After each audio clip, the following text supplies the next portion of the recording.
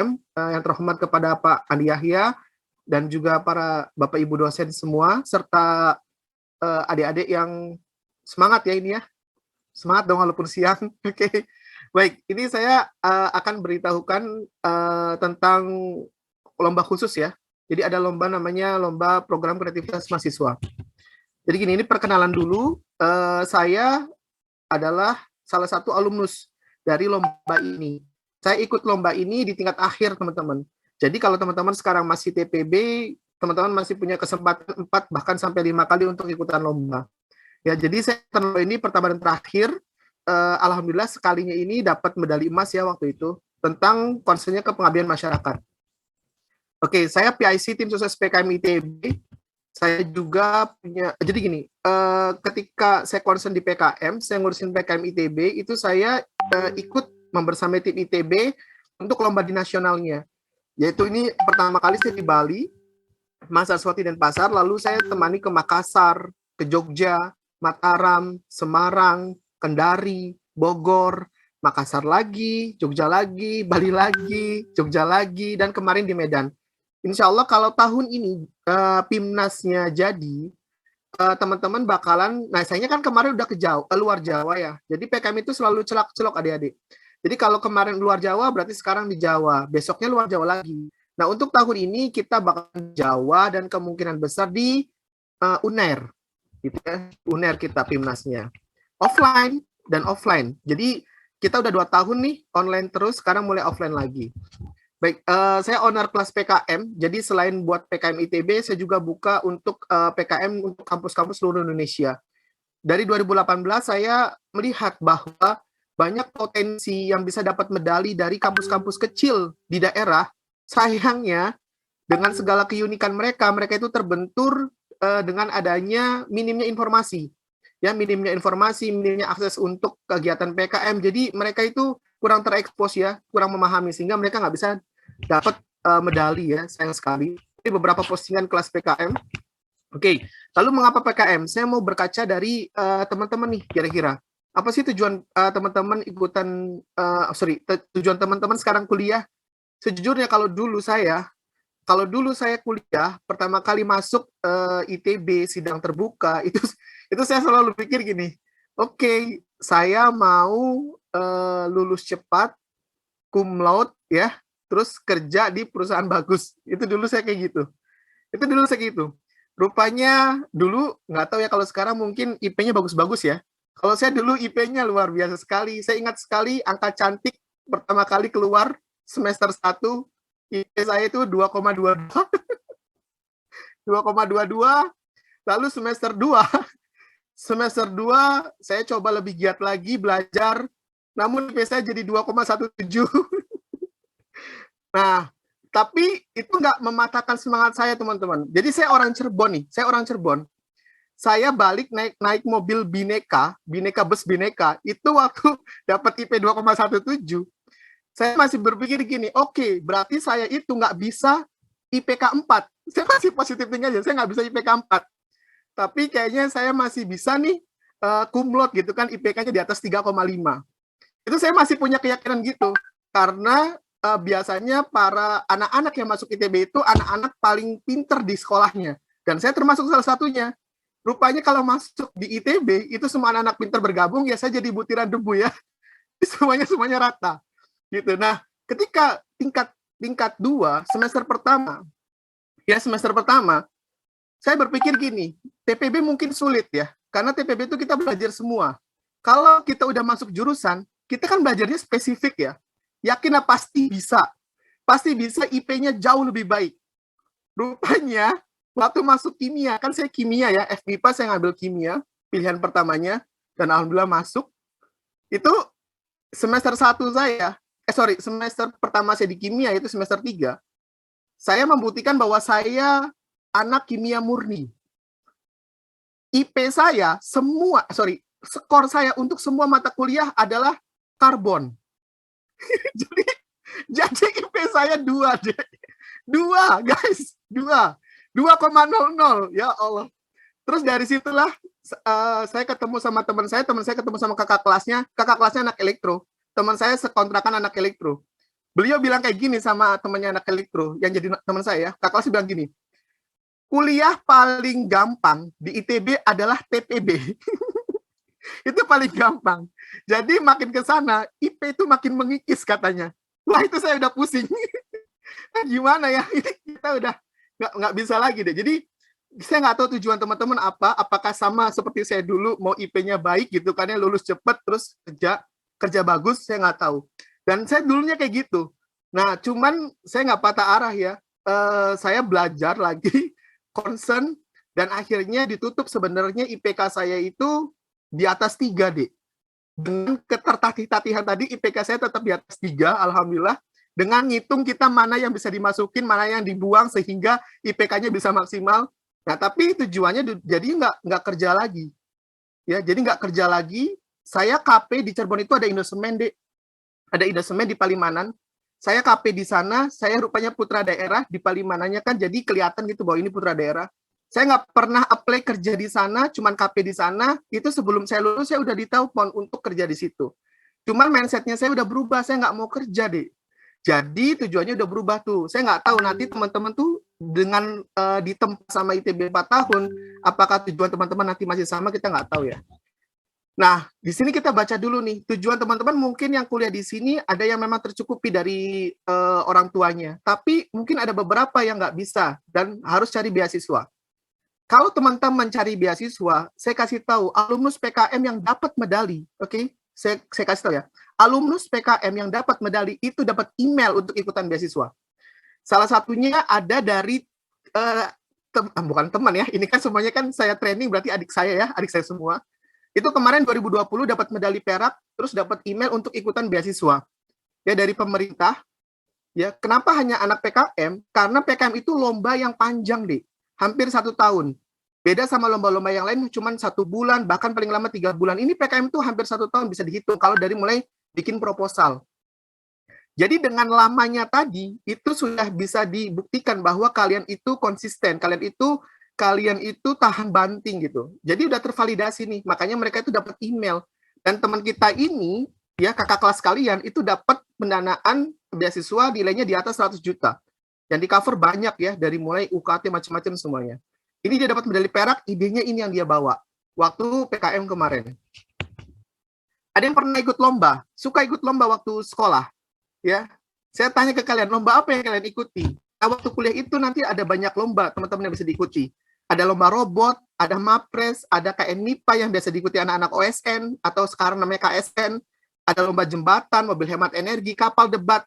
Pertanyaannya adalah kalau kita nggak bisa ke situ kemana? Kalau kita misalnya cuma karya tulis itu kemana? Contohnya ini, Adi ini dari sekolahnya itu sering ikutan lomba deh, lomba karya tulis ilmiah. Jadi dia ikutan lagi lomba karya tulis ilmiah di kuliah. Dan Adi ini ikut PKM, PKM-nya kodenya atau skemanya PKM riset, ya. Jadi kan dia suka ngeriset nih. Dia PKM riset, dia anak ini ya, FTI ya, sekarang masuk Tekim. Tahun pertama dengan teman-teman yang dulu aktif ikutan lomba juga, dia guide, dia ikutan PKM, skemanya riset, waktu itu bikin ini ya, bahan baku untuk ini kapal selam. Tapi nggak masuk PIMNAS, ya, dengan semua keterbatasan mereka. Mereka tapi bisa tembus loh, sampai didanai. Nanti saya kasih tahu ya, sesusah apa sih didanai di PKM, gitu kan ya, sebanyak apa, sebesar apa persaingannya. Namun dia tetap gigih deh, tahun kedua ketika di Tekim dia ikutan lagi PKM dengan tema yang sama dengan skema yang sama yaitu riset. Ide yang dibawa yang kanan nih, yang gas buang CO2 metanol dari batu bara, ini dapat medali perak. Tahun ketiganya ikutan lagi PKM riset dengan 2 judul langsung. Dua-duanya tembus ke PIMNAS dan dua-duanya dapat medali perak. Ada yang mau mudah supaya lulusnya bisa lebih cepat, SKS-nya lebih banyak yang diberesin, tapi sembari ikutan lomba, mau nggak?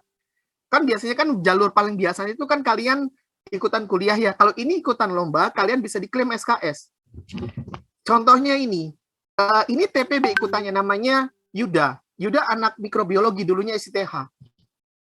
Yuda ikutan PKM, skemanya PKM Karsa Cipta. Kalau Adi tadi PKM riset, kalau ini PKM Karsa Cipta. Riset adalah PKM yang menghasilkan data, kalau si Yuda, dia menghasilkan produk, namanya PKM Karsa Cipta.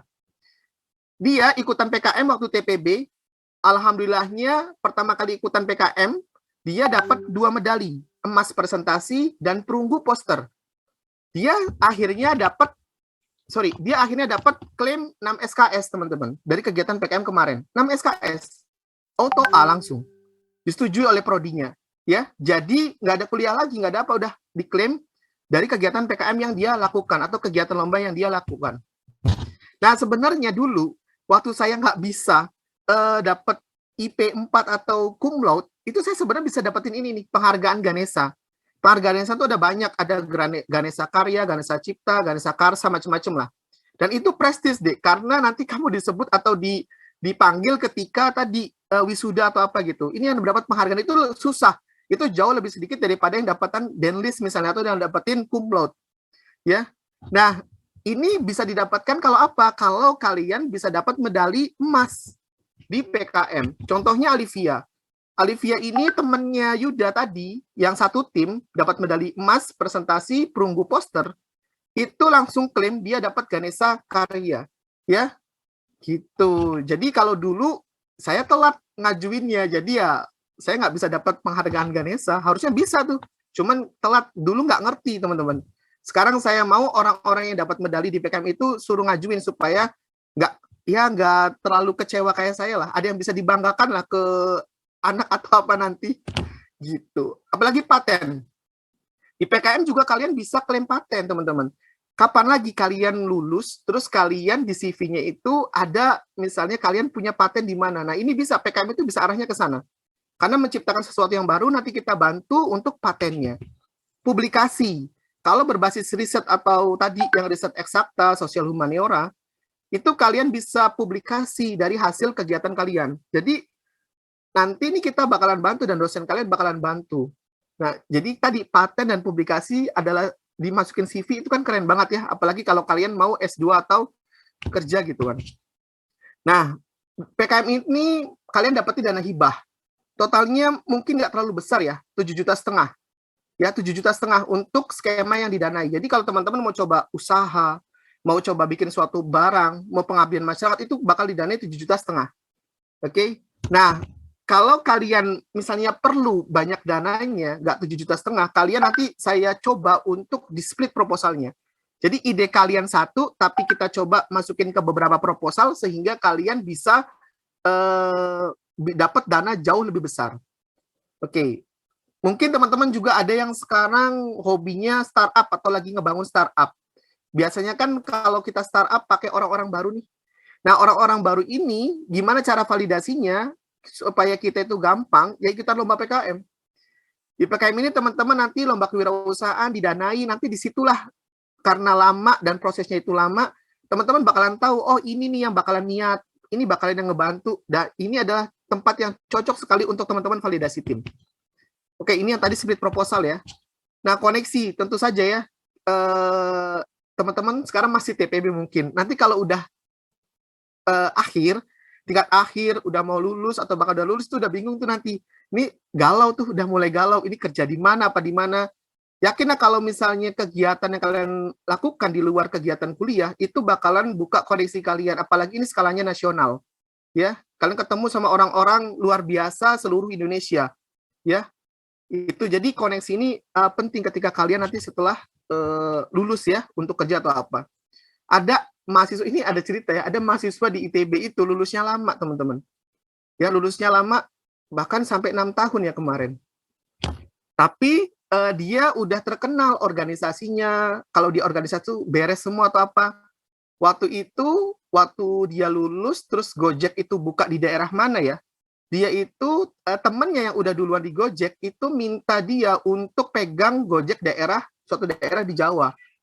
Kebayang nggak sih, dia baru lulus, padahal lulusnya telat. Jadi kita nggak pernah tahu tuh sepowerful apa kegiatan yang kalian lakukan di luar kampus nanti untuk masalah koneksi. Nah, ini cerita dari salah satu anak kehutanan ya di ITB ya, di Jatinangor. Itu 2019 punya ide ya tentang perhitungan emisi karbon. Dapat medali emas waktu itu.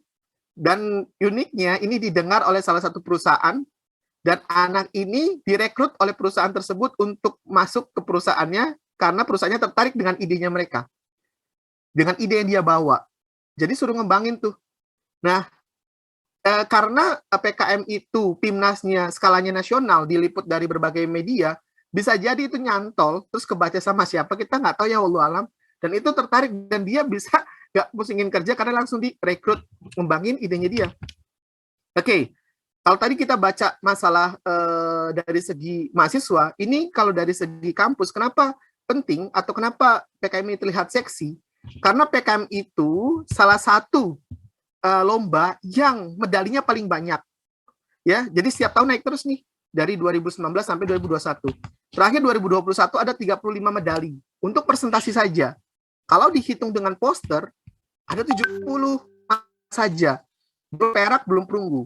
Ada 210. Belum lagi ditambah dengan jumlah proposal yang didanai, ya. Yang didanai itu udah cukup tuh. Jadi hitung mungkin PKM itu satu lomba tapi bisa sebanding dengan lomba misalnya robot, lomba apa digabungin gitu. Jadi satu. Karena medalinya sangat banyak sekali. Jadi ini peluang besar untuk setiap kampus bisa dulang medali yang banyak. Oke, kalian TPB bisa apa? Ya, ini teman-teman TPB kalian, kakak kelas kalian yang dulu TPB ikutan PKM. Ini tadi ada beberapa anak yang tadi saya sudah sebutkan bahwa mereka bisa klaim 6 SKS, mereka bisa dapat penghargaan Ganesha dari lomba PKM yang mereka ikuti. Idenya tentang apa? Alat pendeteksi depresi non-invasif berbasis biomarker spesifik pada urin. Jadi contohnya gini deh, ini saya jelasin sedikit ya. Kalau kita depresi, biasanya kita ke psikolog atau psikiater ya, saya bingung nih. Pokoknya di antara dua itu, terus kita dicek nih, teman-teman. Nah, biasanya pakai tools atau kita suruh ngisi atau macam-macam gitu. Nah, biasanya itu lebih bersifat subjektif. Nah, mereka itu nyari caranya gimana ya supaya ngukur tapi sifatnya lebih objektif. Nah, mereka cari jurnal. Rupanya ada jurnal yang sudah memberitahukan bahwa ketika ada perbedaan antara orang stres, orang normal dengan orang depresi. Di mananya? Di biomarker yang ada pada urinnya. Jadi nanti ada beberapa ini apa namanya? Apa sih? Metabolit itu yang berubah. Ininya apa namanya? Angkanya. Mereka sudah ada nih metodenya, sudah terbukti. Tugas mereka tinggal apa? Tinggal buat alatnya. Selesai, dapat medali emas. Atau ini, kakak kelas kalian dari STI. Kalau tadi tuh dia gabungan tuh kampusnya dari fakultasnya dari STI, dari FKM, dan satu lagi dari STH. Kalau ini anak STI tingkat 1, dia masukin kegiatan PKMKC namanya NIKSI. Jadi kalau orang dewasa dehidrasi itu bisa kelihatan tuh atau bisa diukur. Ya kan ada jamnya atau apalah, sekarang udah canggih. Tapi kalau balita, anak bayi itu gimana ukurnya? Nah, sama seperti tadi konsepnya Yuda, ada jurnal yang sudah mengatakan bahwa ada metode untuk mengukur dehidrasi itu dengan cara ABC gitu. Nah, sudah ada jurnalnya, tugas mereka tinggal buat alatnya. Ya semudah itu nih PKMKC, dan dia dapat 2 medali emas, presentasi dan posternya dapat medali emas juga. Kak, tapi yang tadi kakak sampaikan, kayaknya kita masih belum nyampe ke sana. Ada nggak yang ngerasa gitu? Ada nggak teman-teman yang ngerasa bahwa tadi ide-ide tadi ngukur depresi pakai biomarker yang spesifik pada urin, terus ngukur dehidrasi pakai beberapa indikator yang dipasang di tubuh, itu teman-teman terpikir nggak? Atau teman-teman bisa bikinnya? Saya tanya deh. Rizal, ini saya kelihatannya Rizal. Gimana Rizal? Fadlu Rizal. Kira-kira gimana? Ide-ide tadi terbayang nggak sama kamu? Oh iya Kak, saya udah ngerti nih. Bisa lah saya buat. Kayak gitu nggak? Enggak sih, belum apa? Belum tidak ya? terpikirkan malahan ya. Apa? Tidak terpikirkan. Tidak Belum terpikirkan. Oh, jadi maksudnya idenya itu terlalu sederhana atau terlalu sulit menurut kamu? Ya, kelihatannya sulit sih. Sulit, kelihatannya sulit ya. Oke. Oke, ada lagi nggak yang mau sampaikan kira-kira? Ini deh yang perempuan. Mariatus Sururiyah. Gimana, Dek? Kalau menurut saya, ide itu tuh aslinya ada di sekitar kita, cuma kita belum menemukan aja gitu. Oh, Yang jadi, nah, ini agak optimis nih. Berarti sebenarnya tinggal gimana cara ngulik ide, ngulik atau cari informasinya ya, bener nggak? Oke, iya, saya coba bantu ya. Saya coba bantu supaya kalian lebih terbuka. Kalau tadi kelihatannya susah, jujur ya. Jujur kalau waktu saya SMA baru masuk kuliah ITB terus dikasih ide itu, shock saya. Emang anak TPB bisa buat kayak gini ya? Itu kayaknya amazing banget itu. Nah, ini saya kasih tahu gambaran beberapa ide yang menurut saya itu lebih membumi.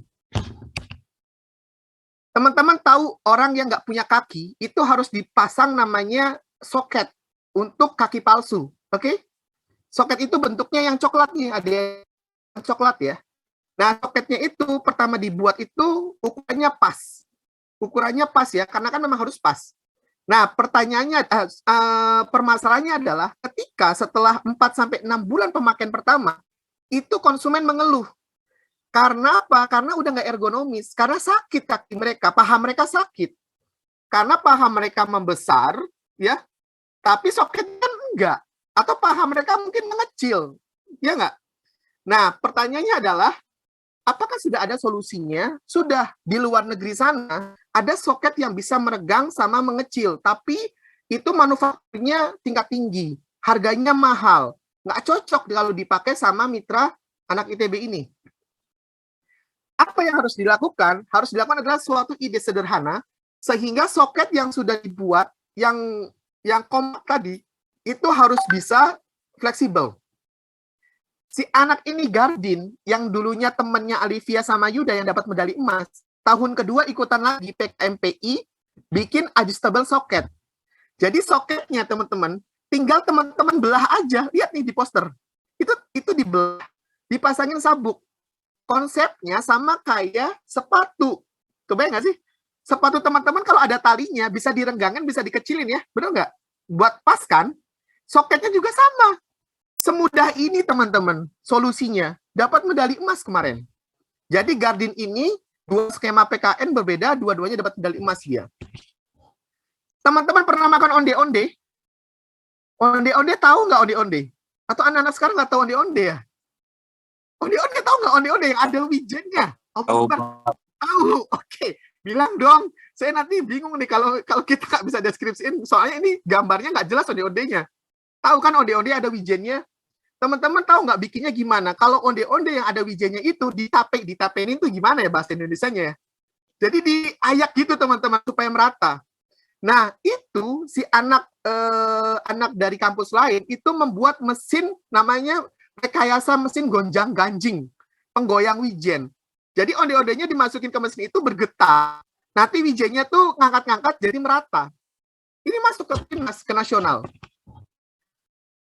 Teman-teman mungkin ada yang udah mulai go green ya, nggak pakai plastik atau nggak mau bawa tempat makanan sendiri atau minum sendiri gitu kan ya buat go green. Pertanyaannya adalah biasanya yang kayak gitu itu terkendala dengan volume tempat makan atau tempat minum yang besar. Nah, anak dari UGM ini menciptakan PKM kewirausahaan jualan alat makan ya, terutama tempat makan dan minum. Tempat minumnya itu bentuknya kayak teleskop, teman-teman. Teman-teman tahu teleskop kan? Kalau dipakai itu, kalau dipanjangin dia tinggal ditarik, kalau itu dia dipendekin, ya nggak? Konsepnya sederhana itu. Jadi tumblernya itu bisa dipanjangin untuk isi air, bisa dipendekin kalau udah nggak kepake. Jadi volumenya mengecil. Ini dapat medali perak atau perunggu kemarin. Oke? Gini deh, kita pakai masker itu sekarang karena COVID. Padahal masker itu sudah sangat diperlukan ketika sebelum COVID bahkan, tapi untuk beberapa kasus tertentu. Ada beberapa kasus, contohnya gini, tahu orang nyanting batik teman-teman? Orang nyanting batik buat batik tulis tahu nggak? Ya, yang pakai lilin, oke, itu zat warnanya mengandung zat kimia. Kalau kelamaan pakai itu kehirup teman-teman, bahaya. Karsinogenik kita, paru-parunya. Terus anak UGM 2019 bikin gerakan pakai masker buat orang-orang nyanting tadi. Sederhana nggak? Cuman bikin gerakan si ibu-ibu yang nyanting suruh pakai masker. Suruh pakai masker aja, nggak bikin apa-apa, suruh pakai masker. Dan di situ mereka dapat medali emas.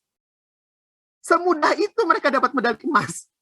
Ya, jadi si ibu-ibu yang nyanting suruh pakai masker. Kalau lagi nyanting udah itu dapat medali emas. Karena terbukti dengan mereka memakai masker itu mereka mengurangi sekian persen ya peluang mereka atau mengurangi sekian persen mereka itu terkena kanker paru-paru. Sekarang kita mau puasa nih. Tahu kolak dong? Kolak kan ada kolang-kalingnya dong, ya nggak? Ya kan? Kolang-kaling kalau yang enak tuh yang kayak gimana? Yang pipih yang lebar dong. Itu kan lembut. Kalian pernah makan kolang-kaling nggak? Makan kolang-kaling kan yang enak tuh yang pipih kan, yang lebar kan, iya nggak? Nah, kalian tahu nggak gimana cara buatnya? Jadi kolang-kaling yang ada itu biasanya dipakai kayu gitu, digepuk atau diapa sama si pedagangnya, pedagang kolang-kalingnya. Nah, itu kan lama ya. Jadi anak IPB tahun 2020 bikin nih sepeda kayak gini nih. Sepeda kolang-kalingnya dimasukin ke belakang, nanti di hotel, nanti mipih tuh ke dalam. Ke dalam itunya, ke belakang tuh. Jadi kan keluarnya lebih pipih gitu, udah mipih. Jadi nggak usah dipukul-pukul lagi pakai kayu. Ini dapat medali emas, teman-teman. Sederhana kan, orang biasa aja sih bisa dong hotel kayak gini aja. Bener nggak sih? Hotel sepeda kayak gini aja orang biasa bisa dong. Bisa dong? Ya, oke. Gitu. Anak ITB tahun 2017 Pimnasnya. Tahu orang tunanetra?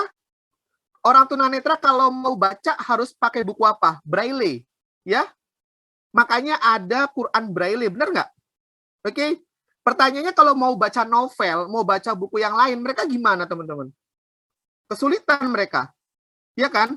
Jadi jendela ilmu pengetahuan mereka jauh lebih terbatas dibandingkan anak-anak yang normal, orang-orang yang normal. Anak ITB waktu itu hanya membuat gerakan digitalisasi buku.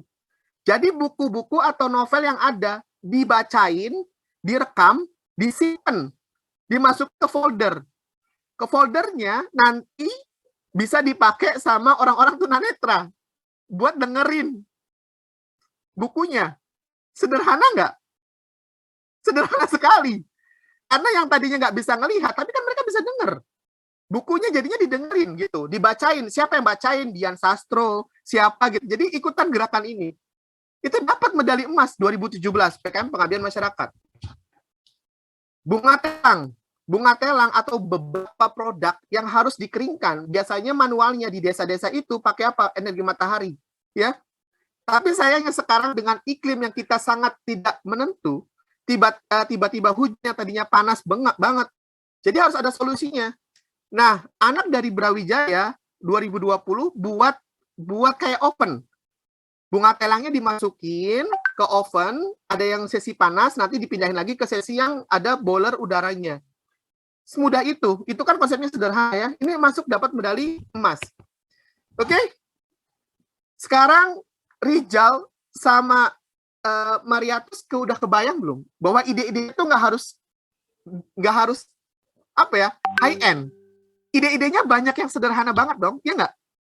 Ya nggak, Jal. Jadi nggak usah minder. Bahkan Mariatus juga bisa cari permasalahan apa yang ada di sekitar kita.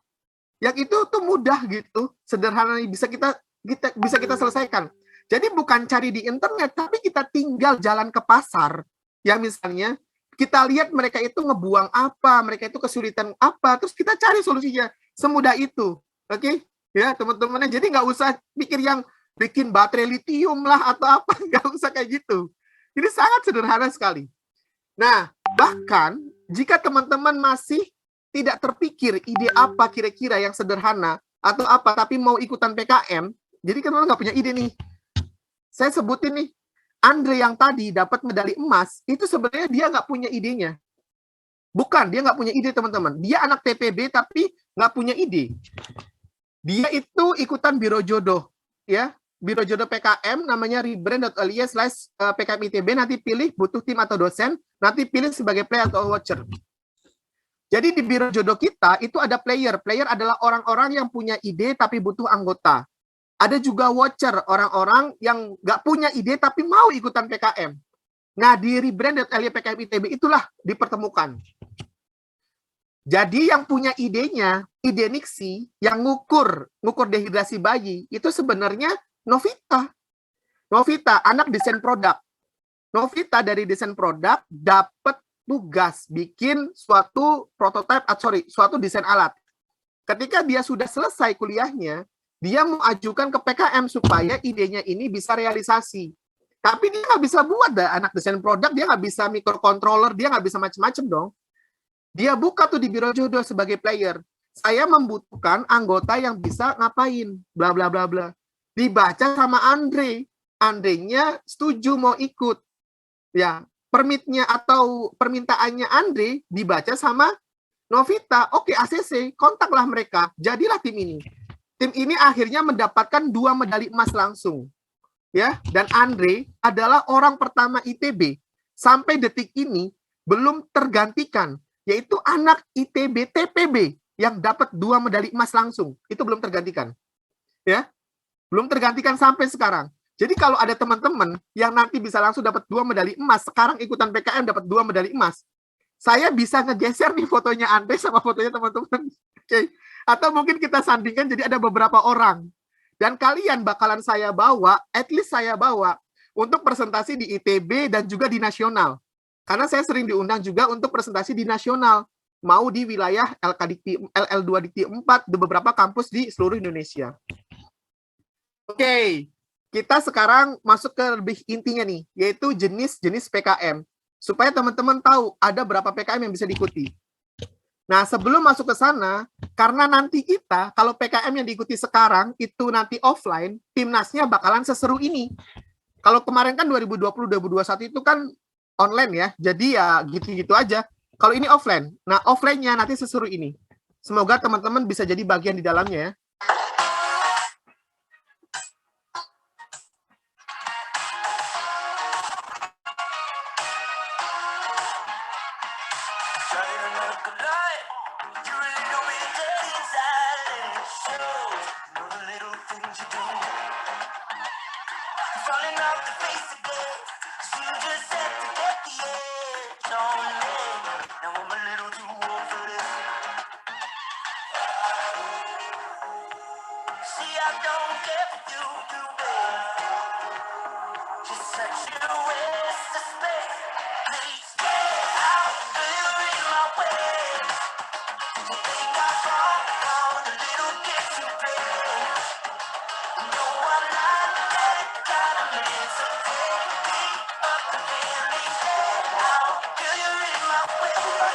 Sekali lagi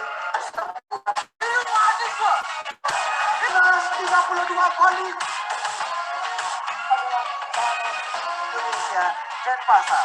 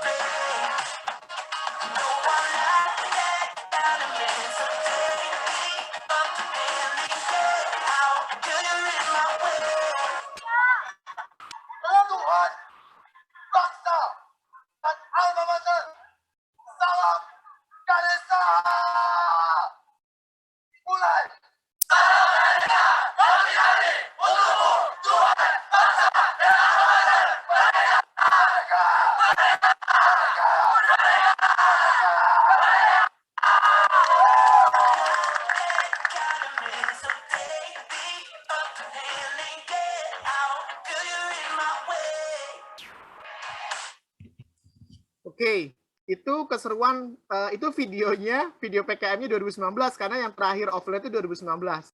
Jadi, harapannya semoga bisa ada 1-2 orang atau mungkin bahkan banyak dari FTTM yang bisa gabung, terus ke PIMNAS, terus bisa masuk ke video itu buat salam Ganesha bareng-bareng kita ya. Jadi semoga bisa ikut ya. Oke, sekarang saya kasih tahu dulu. Skema PKM itu ada banyak, teman-teman. Ada 10. Saya akan coba berikan cara mudahnya untuk teman-teman bisa memahami 10 jenis PKM itu. Jadi gini dulu. Kalau teman-teman ada ide mau buat alat, mau buat produk bentuknya fisik ataupun aplikasi. Clear ya? Jadi saya ide mau buat alat bentuknya fisik ataupun aplikasi, itu masuknya ke Karsa Cipta. Clear? Namanya Karsa Cipta. Oke? Terus, yang paling penting di Karsa Cipta adalah salah satu jenis PKM yang paling tinggi nilai keterbaruannya. Jadi teman-teman nggak bisa, kalau ngelihat, oh di luar negeri sudah ada, di Indonesia belum ada, jadi saya tinggal buat ya. No, nggak bisa. Teman-teman harus lihat apa yang mau di-improve dari yang teman-teman buat, yang di luar negeri sudah ada. Harus ada keterbaruannya. Karena itu nanti ngarahin ke paten. Oke? Itu paling penting di PKM Karsa Cipta. Kita punya partnernya, namanya PKM Karya Inovatif. Ini baru lahir kemarin, tahun lalu. Bedanya apa, Kak, sama Karsa Cipta? Nggak ada bedanya. Jadi karya inovatif itu sama-sama kalau teman-teman punya ide mau buat produk, bentuknya produk ataupun aplikasi. Loh, terus kenapa harus ada 2 jenis PKM, Kak? Karena aturan mainnya, kalau PKM KI itu produknya harus ketika dibuat, harus benar-benar sudah jadi, sudah bisa dipakai, sudah siap produksi massal. Tapi kalau KC, kalau mau buat produk KC, itu boleh masih prototype. Paham nggak? Jadi kalau mau buat produk kan itu kan kita goals-nya itu kira-kira masih prototype atau bisa produk langsung jadi. Nah, kalau prototype itu masuknya ke KC, kalau KI nggak boleh. KI harus sudah produk jadi. Nah, terus kenapa kakak tadi sampaikan bahwa nggak ada bedanya? Nggak ada bedanya dari segi juaranya. Kalau kamu mau juara di KC, itu produknya harus jadi, nggak bisa prototype. Ya, jadi tidak ada sejarah yang saya tahu di lomba PKM KC itu masih prototype karena pasti ada yang udah jadi produknya. Gitu. Jadi KC sama KI kalau kamu mau buat produk bentuknya produk fisik ataupun aplikasi masuknya ke KC atau ke KI. Contohnya ini di untuk hidroponik nanam tanaman di potnya itu pakai buat ini nih, buat robot. Ini anak IPB dapat medali emas. Oke, ini untuk alat pengukur ini kadar suhu, kadar kelembaban dan lain-lain ya. Ini masuk PKM KI, tapi ini nggak dapat medali emas ya karena alat pengukur kayak gitu tuh udah biasa ya, udah sering banget gitu ada. Oke. Nah, sekarang kita masuk PKM riset. Riset dibagi jadi 2, riset eksakta dan sosial humaniora. Kalau tadi menghasilkan produk atau aplikasi masuknya ke KC atau ke KI, kalau riset adalah suatu kegiatan PKM yang kalau kamu goals-nya menghasilkan data, titik. Jadi kalau ngasilin data, itu PKM riset, teman-teman. Terus kenapa ada 2, Kak? Riset sosial humaniora sama eksakta. Kalau kamu di lab analisanya mencit, kayak gitu, tumbuhan, ngekstrak tumbuhan atau apa, ya itu namanya riset eksakta. Kalau sosial humaniora, itu contohnya kalau kamu mau nganalisa ke masyarakat gitu, itu sosial, politik gitu, itu masuknya sosial. Oke? Contohnya kita ada sakit pernapasan nih, tapi belum ada standarisasinya. Nah, terus anak ITS ngebuat standar untuk pernapasan dengan cara tadi didengerin. Rupanya itu diklasifikasikan sama mereka, terus datanya bisa dipakai dong, ya. Atau misalnya anak PENS yang ngebuat suatu algoritma, sehingga algoritma itu bisa dimasukkan ke suatu sistem, sehingga 5G itu yang bobotnya berat ketika nanti ditransfer itu jadinya ringan. Ya, jadi buatnya algoritma. Kalau ini buatnya klasifikasi tentang suatu penyakit. Ini kan semuanya datanya bisa dipakai ya. Ini dapat medali emas semuanya. Nah, ini riset sosial humaniora. Jadi misalnya nih, ngecek perilaku. Kenapa ya anak orang-orang yang sudah ngebegal di Pasuruan itu balik lagi, ngebegal lagi. Itu dianalisa tuh sama mereka. Terus alasannya kenapa ya? Terus rupanya dilihat. Oh, karena mereka itu hanya di training tentang keahlian aja. Harusnya ketika mereka masuk BUI, itu yang mereka itu juga dapat pelatihan tentang keagamaan, tentang apa gitu. Nah, jadi tim dari UNM ini ngebuat suatu treatment tambahan yang diajukan kepada pemangku kebijakan, sehingga ini loh kalau ada orang residivis begal atau orang begal yang masuk ke sini, itu tolong ditambahin metodenya itu kayak gini gitu, tentang keagamaan. Gitu. Jadi dia bikin suatu ini ya, metode baru. Nah, itu masuk PKM Riset Sosial Humaniora. Oke, jadi bedanya apa ya? Tadi ya eksak sama satu lagi ke sosial. Oke, udah jelas ya? Ada buat produk, ada hasilin data. Clear ya? Nah, sekarang nih, kalau fokusnya mau ngebantu orang, kan ada tuh yang jiwanya sosial. Kalau tadi buat produk, satu lagi ngasilin data. Kalau ini mau sosial nih, mau ngebantu masyarakat. Maksudnya PKM apa, Kak? Kalau ngebantu masyarakatnya non-profit, masuknya PKM pengabdian masyarakat. Kalau ngebantu masyarakatnya berprofit, masuknya PKM penerapan IPTEX. Saya contohin deh. Petani itu profit atau non-profit? Ada yang bisa bantu jawab nggak? Petani. Petani itu non-profit atau berprofit? Petani. Guys, petani, ada yang bisa jawab? Petani, wih, tidak ada yang mau jawab. Petani. Oke, kita tunjuk saja. Reza, silakan Reza Nugraha. Petani itu profit atau non-profit? Profit, Kak. Good. Apa susahnya sih ngomong? Ya Tuhan. Kalau anak jalanan, profit atau non-profit? Non-profit. Good. Kalau anak sekolah? Non, berarti. Kalau pengamen? Profit, Kak. No. Pengamen non. tetap dihitungnya non-profit karena pengamennya anak jalanan tadi ya misalnya ya. Itu kan nggak boleh itu sebenarnya mereka bekerja. Kalau guru? Berarti profit. Good. Guru digaji ya. Sesederhana itu. Jadi kita lihat mereka itu dapat gaji atau mereka dapat penghasilan nggak? Mau penghasilannya bulanan, harian, tidak menentu. Yaitu maksudnya PKM penerapan IPTEX. Oke. Ini contohnya gini. Di Desa Banaran, itu angka kemiskinannya jauh lebih tinggi daripada Indonesia. Itu permasalahannya yang mau diselesaikan. Di Desa Banaran, peluangnya banyak ibu rumah tangga yang yang nganggur gitu kasarnya. Kedua, di Desa Banaran masih ada hutan, yang di hutan itu ada juga lebah tanpa sengat yang bisa ngasilin madu. Peluang ketiganya adalah di Desa Banaran itu rumah-rumah penduduknya itu pekarangannya besar. Sehingga bisa digunakan untuk budidaya peternakan tadi lebah tanpa sengat. Jadi di situ mereka buat budidaya itu madunya nanti dijual. Ini kan membantu ibu-ibu rumah tangga ya masuk PKM.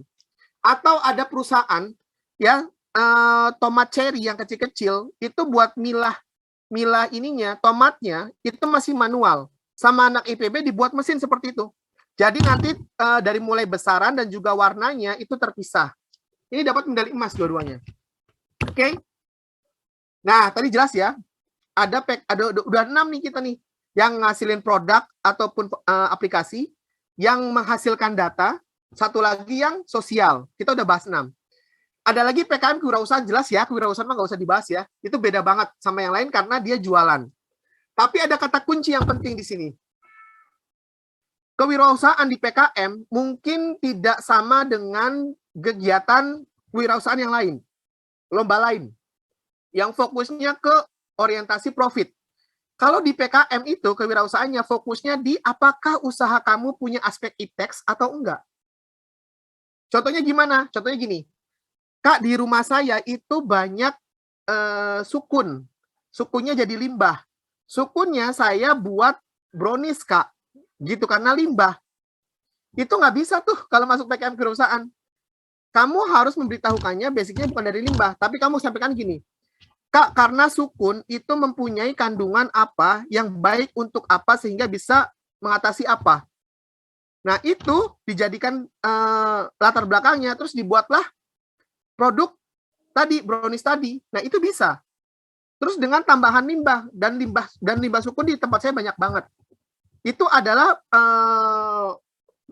faktor penambahan supaya kegiatan kalian itu tuh sustain. Oh, bahan bakunya banyak ya. Nah, jadi basicnya itu ya. Adakah aspek IPTEX?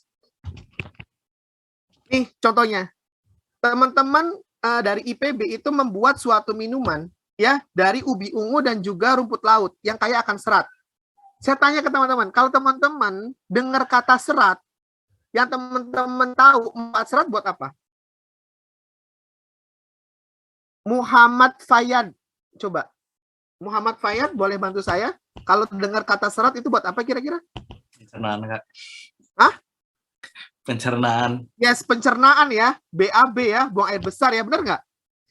Tapi lihat nih, ketika teman-teman mau melihat sesuatu, dia punya aspek manfaat yang banyak, tolong teman-teman list dulu manfaatnya, teman-teman cari yang paling unik. Kalau kita bicaranya atau sampaikannya untuk pencernaan, itu udah biasa aja. Tapi anak IPB ini tahu bahwa serat itu, kalau kita cukup serat, kita bisa tercegah namanya kanker kolorektal atau kanker usus. Jadi ini yang dibawa sama mereka. Unik kan daripada BAB atau misalnya pencernaan. Nah, contoh produk IPTEX yang lain. Produk IPTEX yang lain adalah plastik dibuat jadi minyak, tapi minyaknya dipadatkan. Sehingga minyak yang dipadatkan tadi diwadahi kaleng, terus dipakai untuk mengganti lilin. Kayak buat prasmanan, buat naik gunung, ini dapat medali emas. Anak UNER. Oke, kita sudah bahas 7 nih, kita 3 lagi teman-teman. Nah, Kak, itu semua PKM-nya kan dikerjain. Kalau saya punya ide, itu tapi kayaknya nggak bisa beres karena idenya itu terlalu besar.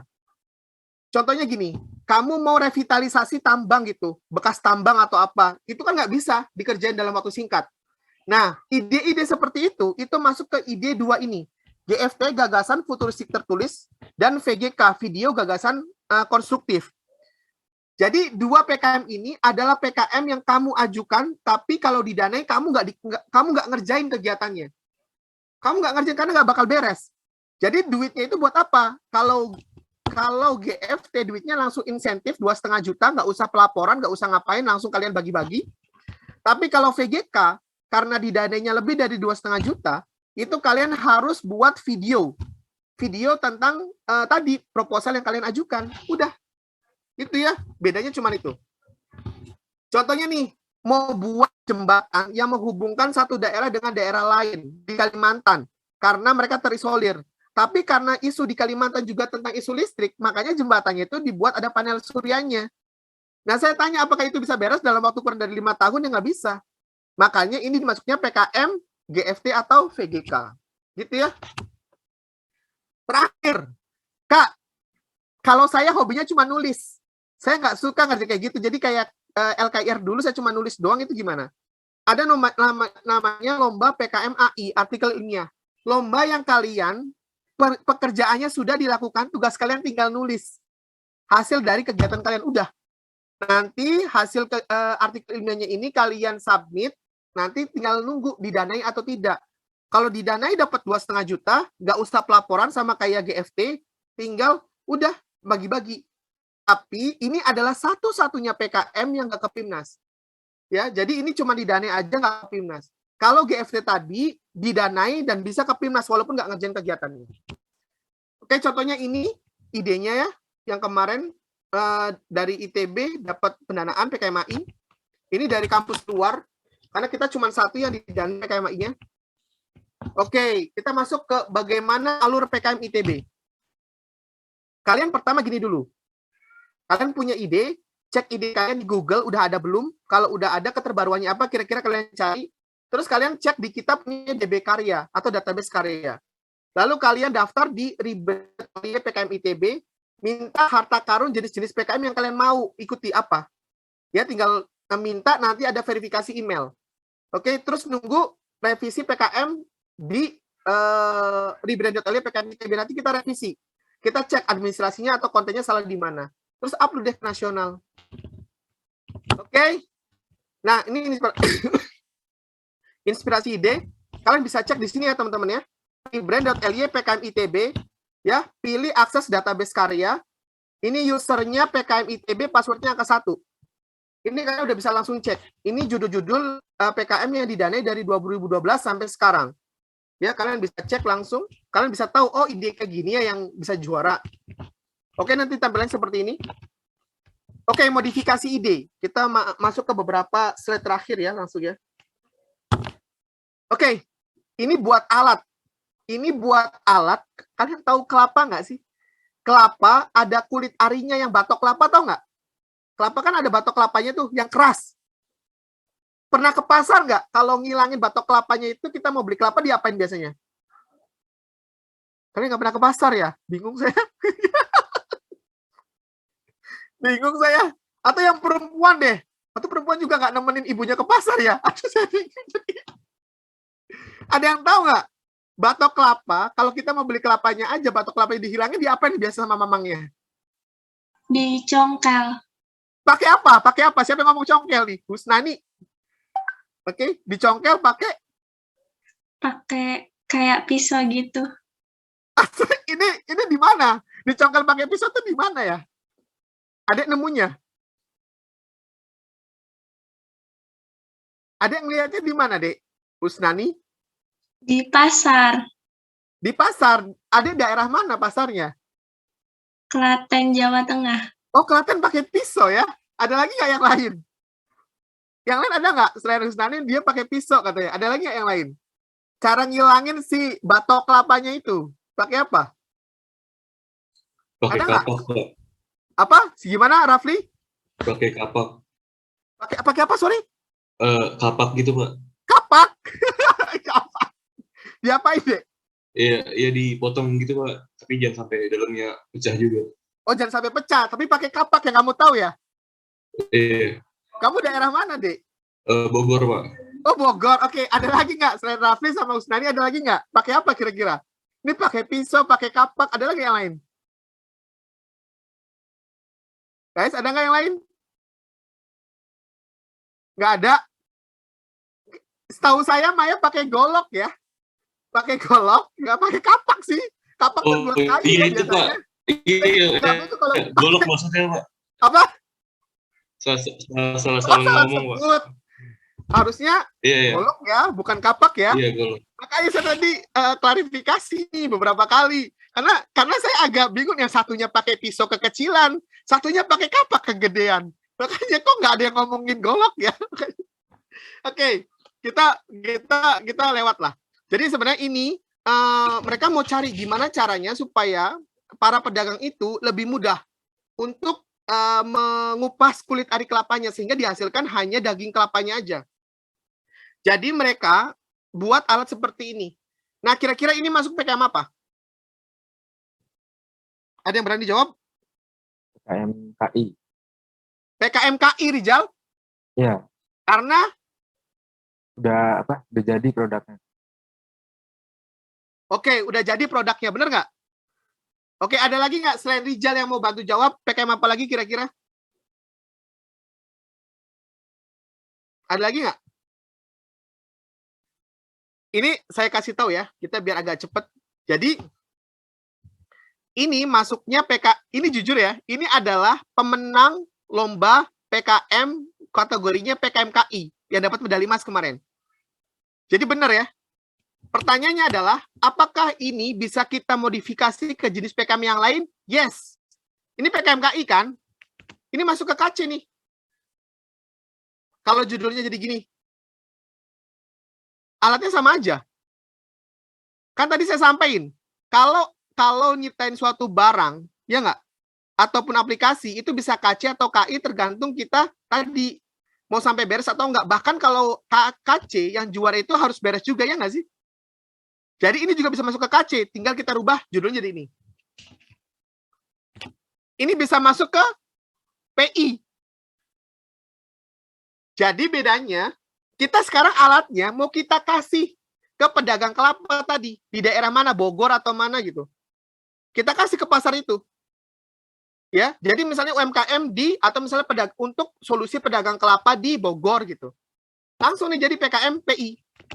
Ini PKM PM, teman-teman. Jadi ada daerah di mana kelapanya banyak, ya, jadi limbah, tidak termanfaatkan, ibu-ibunya dikasih itu. Ini masuk PKM PM.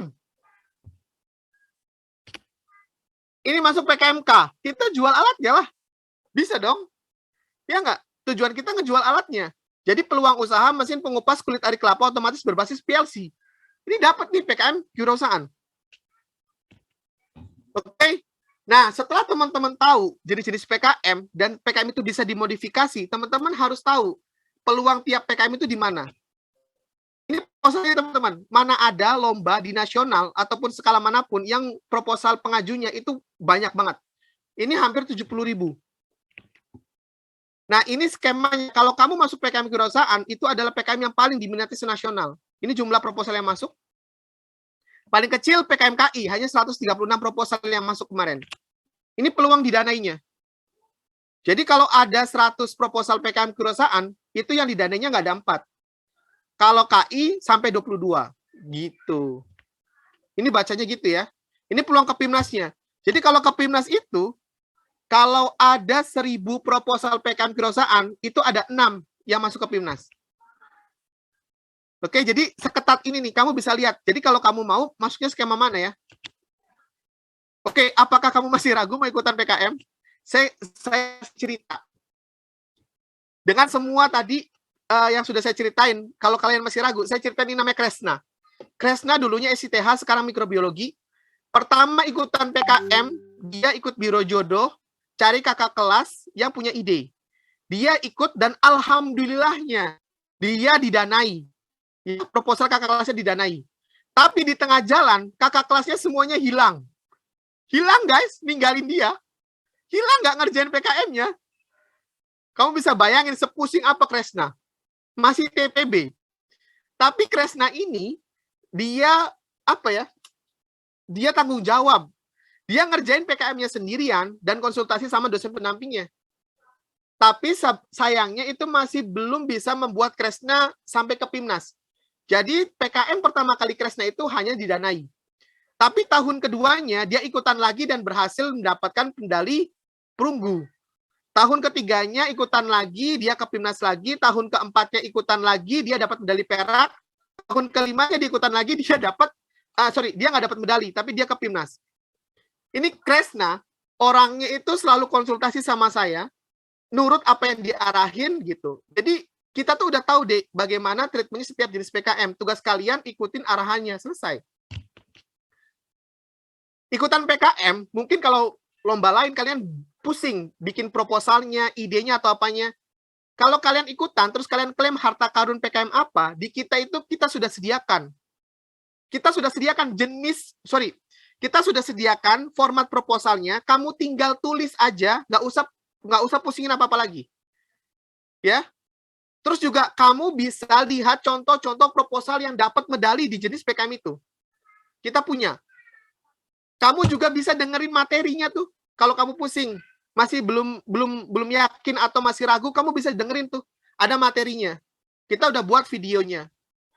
Gitu teman-teman. Jadi semuanya sudah ada. Oke. Ini 2 slide terakhir. Ya, 2 bab slide terakhir. Ini adalah sebaran PKM ITB tahun 2021. Ada 170 proposal, padahal kuota kita 1.120 atau 40 ya. Sebaran PKM ITB per fakultas, lihat FTTM di angka berapa. FTTM tahun lalu hanya mengusulkan 6 proposal. Ya, kalah dengan beberapa, ini bahkan FTTM masuk 5 terbawah ya. Oke, di FTTM itu jurusannya yang mengajukan itu kita punya apa ya? Oke, ada teknik metalurgi 3 proposal dan teknik geofisika 3 proposal. Bahkan tambang sama minyak nggak ada ya berarti ya. Oke, ini sebaran mahasiswa yang ikutan. FTTM itu yang ikutan PKM ada 14 orang. Ya, tadi kalau proposalnya ada 6, tapi orang yang ikutan di PKM kemarin itu ada 14 orang. Ada 18 orang untuk FTTM. Oke, sekarang kita mau cek ide yang relate ya. Ini proposal, itu saya terakhir. Saya stop dulu, sorry. Oke, saya share screen dulu ya. Ini cara ngeceknya. Tadi kita ceknya di mana, teman-teman? Ceknya di mana? Cek ide di mana? Rebrand data lihat MITB ya. Iya. Oke, ini mana ya chat ya? Biar saya kasih tahu ke teman-teman. Ini ya, kita masuk ke kok ini sih? Catat. Sorry. Oke, teman-teman bisa masuk ke sini. Udah. Nah, di sini ada pilihannya nih. Oke. Kalau teman-teman udah punya ide, bisa masuk langsung ke sini ya, isi data ini nih. Isi data ini, jenis PKM-nya apa, terus masuk nanti daftar. Tapi kalau teman-teman mau lihat-lihat dulu, kalau mau lihat harta karun, berarti masuknya di sini nih. Apa itu PKM, bla bla bla, klik di sini. Nanti minta harta karun apa, ya. Oke, sebentar. Ya, misalnya minta harta karun PKM RE. Oke, tinggal masuk, nanti isi data. Nanti kita akan balas via email verifikasinya. Sekarang kita ngecek itu dulu di database karya. Oke, sebentar. Tadi mana ya?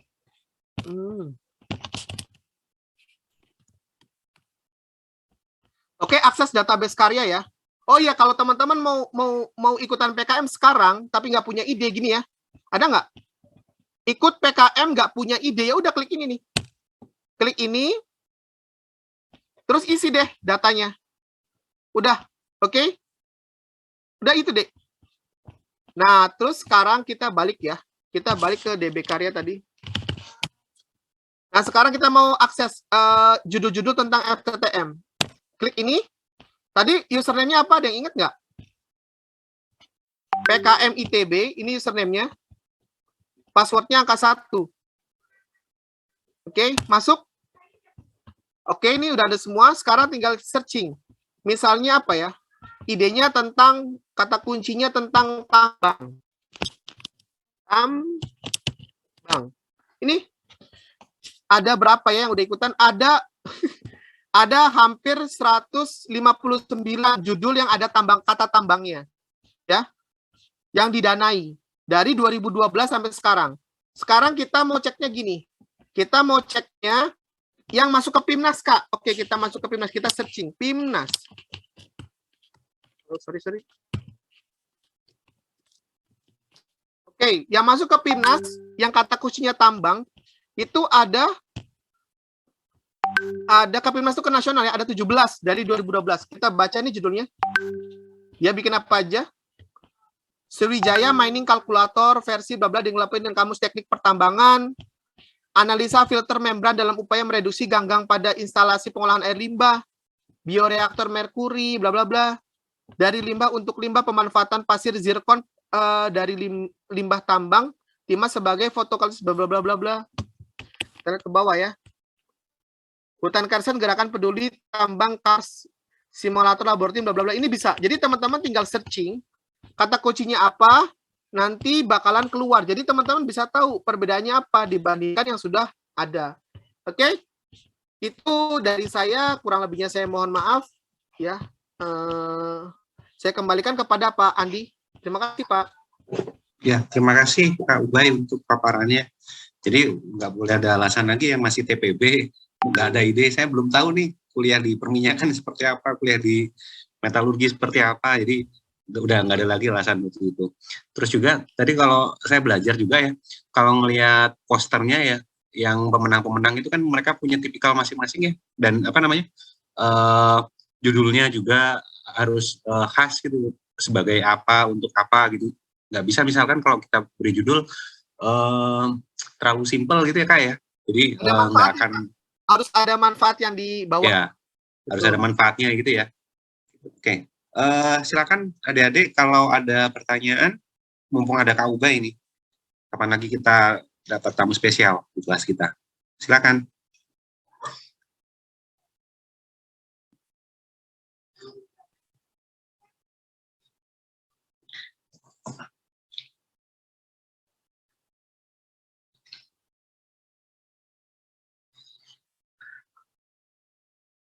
Oke, buat pancingan deh dari saya dulu.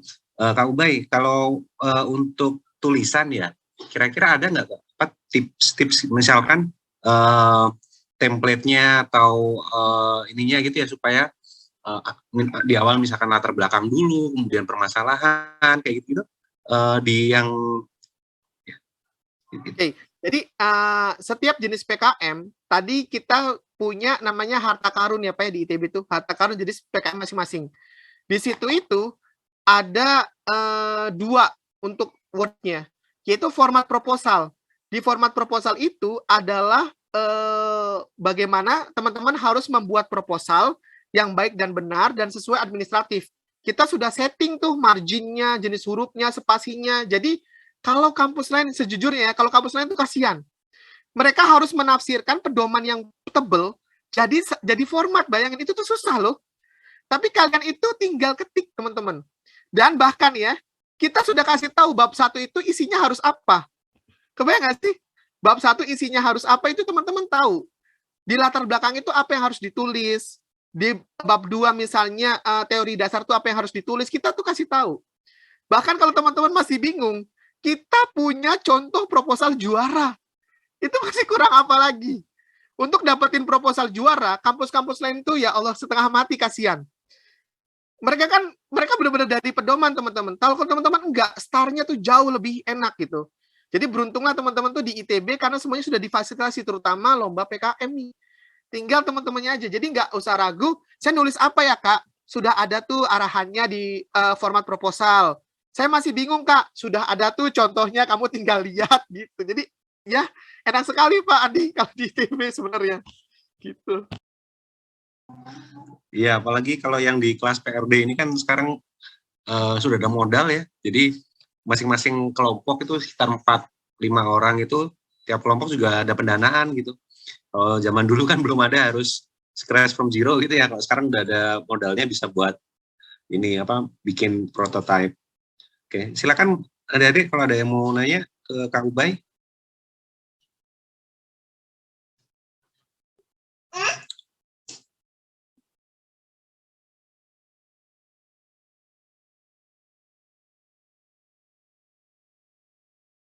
Kak, saya ingin bertanya, Kak. Ya, silakan Reza. Kak, itu Pak mengenai PKM yang kewirausahaan itu. Tadi kan saya lihat posternya itu ada kayak nomina profit sama OMS gitu ya. Berarti di dalam timeline PKM kewirausahaan sampai ke Pimnas itu berarti ada kegiatan tidak hanya perancangan produk gitu ya Pak, tapi ada kegiatan kewirausahaannya itu ya. Sorry saya masih di mute tadi. Gini Reza, tadi PKM kewirausahaan itu adalah PKM yang memang kita menjalankan bisnis. Tapi nasional tuh tahu kegiatan kalian yang hanya 3-4 bulan itu mau bikin apa, bisnis apa. Jadi nggak dituntut terlalu profit. Yang dituntut itu produk kalian itu aspek ipteksnya ada enggak, itu dulu. Nah, tapi yang namanya PKM kewirausahaan itu pasti ujung-ujungnya itu kalian dituntut namanya peluang usahanya gimana? Apakah bisa berjalan atau enggak? Ya enggak? Nah, makanya di bab 2-nya PKM kewirausahaan itu dituntut namanya prediksi cash flow selama 2 tahun ke depan. Nasional tuh tahu, kalian itu bukan jualan Thai tea yang bisa langsung balik modal. Yang jualan cilok yang gampang, batagor yang apa, enggak. Kalian itu ngejual suatu yang berbasis ipteks. Yang mungkin bisa lama kalian break even point-nya, atau balik modalnya, atau bahkan dapat klien pertamanya. Makanya mereka prediksiin selama 2 tahun ke depan. Kira-kira kamu pelanggan pertamanya ada di bulan keberapa. Itu. Jadi ketika kamu didanai 3-4 bulan itu, makanya di PKM kewirausahaan itu jangan sekali-sekali melakukan riset. Jadi baiknya adalah kewirausahaan yang kalian itu tuh sudah tahu mau ngapain. Jadi bukan gini deh, kami mau bikin cookies Kak, tapi kami mau coba-coba dulu nih komposisinya. Wah itu kapan selesai? Jadi sebenarnya lebih ke arah nggak ada penelitiannya. Jadi benar-benar ini kami cookiesnya kayak gini nih. Sekarang kami jual nih, ya kan ada aspek ipteksnya tuh misalnya. Cookiesnya kenapa? Kamu bikin cookies. Apa uniknya cookies kamu dibanding yang lain? Oh, cookies kami terbuat dari bonggol jagung. Notabene bonggol jagung tuh rendah kalori. Jadi aman dikonsumsi oleh penderita diabetes. Kok bisa amannya dari mana? Kamu kasih tahu. Amannya itu karena setiap bungkus yang sudah kami pack, itu memenuhi kalorinya maksimal sekian. Jadi nggak mungkin bisa lebih. Kalau di packingnya nggak pakai packingan kami, packingannya pakai toples, ya orang juga bakalan makan terus bisa-bisa. Tapi kami sudah pack sedemikian rupa sehingga itu nggak melebihi kalori. Nah itu kan itu yang dibawanya. Nah sekarang permasalahannya tinggal ngejualnya. Nggak butuh ngejual banyak, Reza. Nggak butuh. Yang penting kamu tahu, kamu cara ngejualnya gimana. Oh marketingnya, ya ini juga unik. Marketingnya gimana? Marketingnya kami pakai Instagram, Kak. Endorse ke artis siapa. Nggak bisa latah kayak gitu, teman-teman. Coba pikirin, kalau diposting di Instagram, di marketplace, di endorse, terus rame, kamu kekuatan produksinya berapa sekarang? Jangan-jangan nanti malah nggak bisa memenuhi permintaan klien gitu. Jadi capnya jelek kan? Lebih baik tuh apa? Lebih baik teman-teman cari marketingnya misalnya, oh kami marketingnya word of mouth dulu, masuk ke grup-grup diabetes atau apa. Atau kami bekerja sama dengan dokter atau apa yang ngurusin diabetes gitu. Jadi lebih jelas.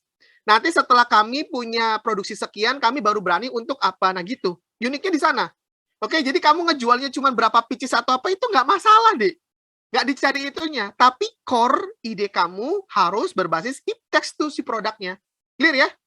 Oke. Jadi bukan hanya makanan. Jadi bukan hanya makanan. Contoh laginya gini deh. Kalau kalian punya usaha laundry, mau bikin usaha laundry nih, ya, laundry kan sering tuh, apalagi misalnya di Cirebon nih, di kampus Cirebon itu nggak ada usaha laundry. Belum ada tuh, belum banyak. Kalian mau bikin. Tapi kalian jangan bikin usaha laundry kayak biasa, jangan. Terus gimana, Kak? Kalian buat sebagai operator. Kalian bikin aplikasi menaungi usaha-usaha laundry di sekitar Cirebon, kampus Cirebon. Jadi mereka, laundry-laundry yang ada di sekitar kampus Cirebon itu tidak bergantung hanya dari mahasiswa di kampus Cirebon, yang notabene kita belum tahu masuk benerannya tuh kapan misalnya. Fullnya kapan. Jadi misalnya nanti dengan adanya aplikasi ini, para laundry-laundry yang ada di sekitar Cirebon itu bisa dapat market yang jauh lebih besar. Nah itu wirausahanya di sana. Bikin aplikasinya deh. Gitu ya, Reza, thank you. Menjawab ya Reza ya? Iya, Pak. Ya. Oke, silakan kalau ada yang lain yang mau ditanyakan ke Kak Ubay.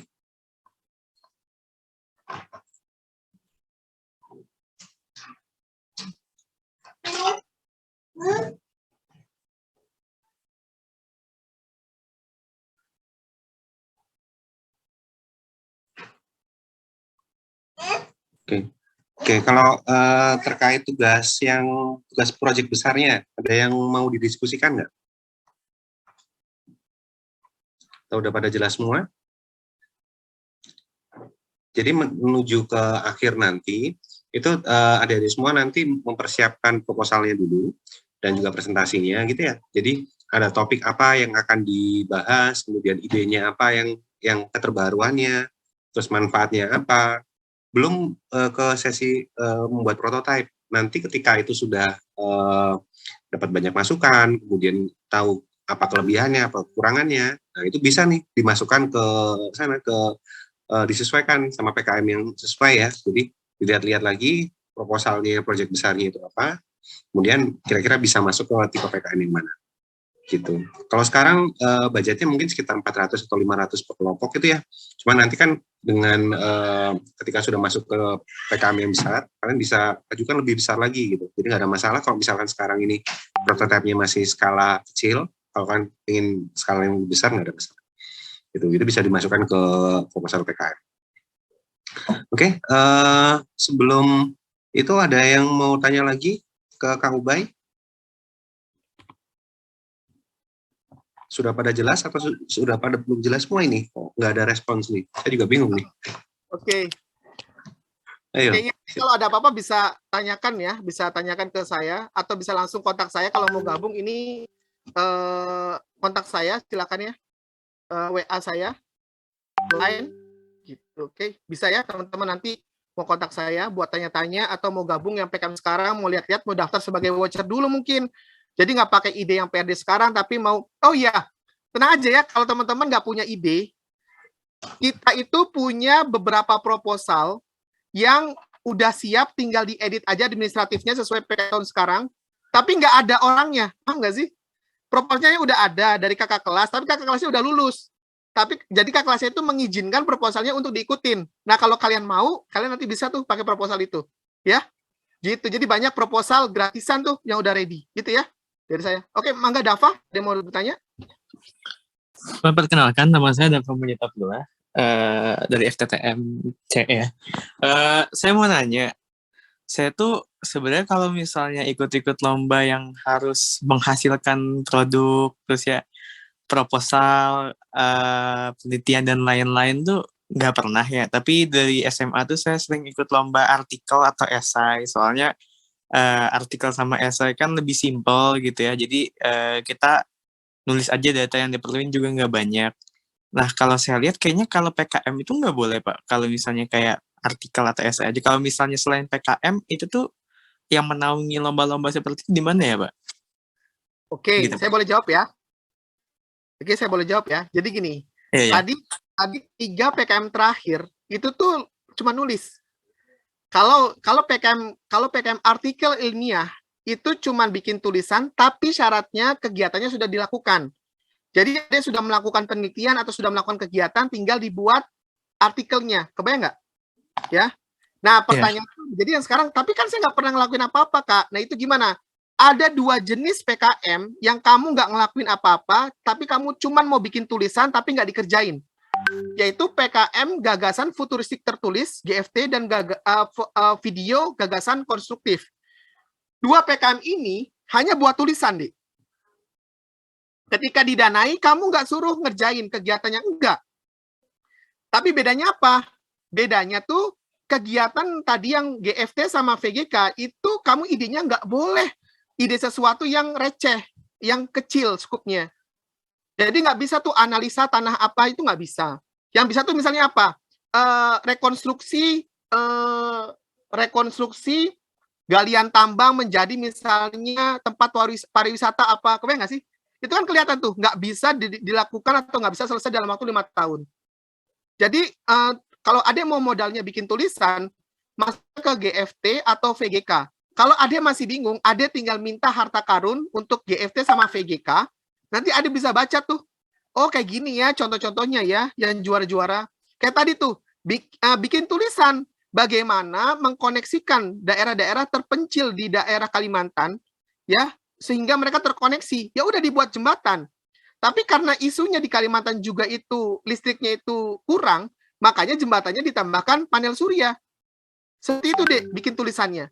Jadi tulisannya itu sesuatu yang nggak bisa dikerjakan cepat. Oke? Tugas Ade nggak ngerjain, nggak bikin jembatannya dong, nggak.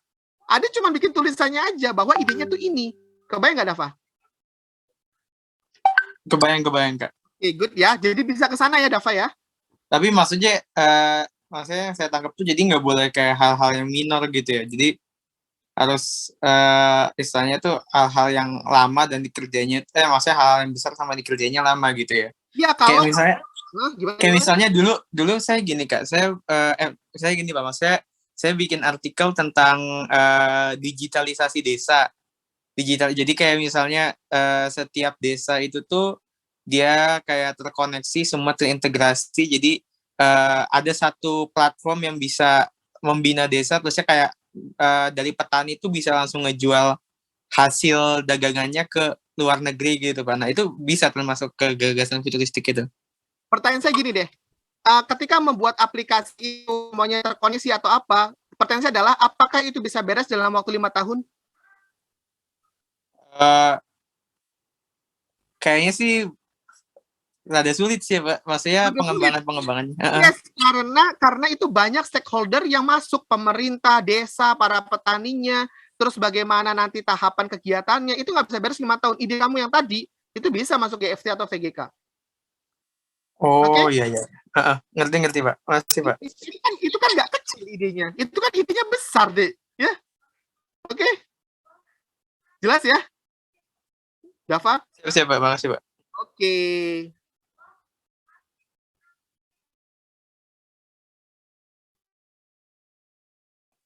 Ada lagi dari adik-adik semuanya? Jadi mencari ide itu bisa kan sambil ngobrol, sambil browsing, sambil nyari jadi watcher dulu, nggak harus jadi player dulu ya. Jadi Yes. banyak jalan untuk menuju ke sana gitu. Jadi kalau misalkan untuk di kelas PRD juga, kalau misalkan ada topik-topik yang kira-kira berhubungan sama FTTM, itu bisa juga baca-baca di sana. Jadi jangan dipatok dulu. Aduh, saya masih TPB nih, bingung mau ngapain gitu. Jangan. Itu udah mengecilkan kreativitas kita. Kan namanya juga PKM ya, program kreativitas mahasiswa gitu. Jangan kreatifnya itu jangan dihilangkan duluan. Mungkin itu terima kasih buat Kak Ubay yang udah memberikan pencerahan buat kita semua. Sebelum itu boleh dinyalain semua dulu kameranya untuk kita apresiasi ke Kak Ubay. Kita berikan virtual applause buat Kak Ubay ya. Nah. Dan juga kita foto bareng sebelum selesai. Oke.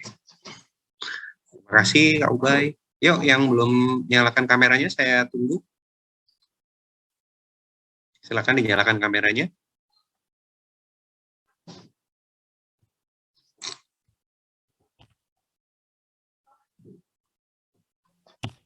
Ayo, di layar yang kedua ada banyak yang masih belum nyalakan. Silakan.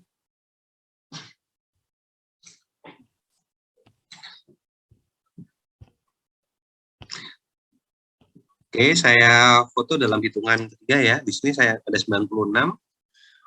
Yang pertama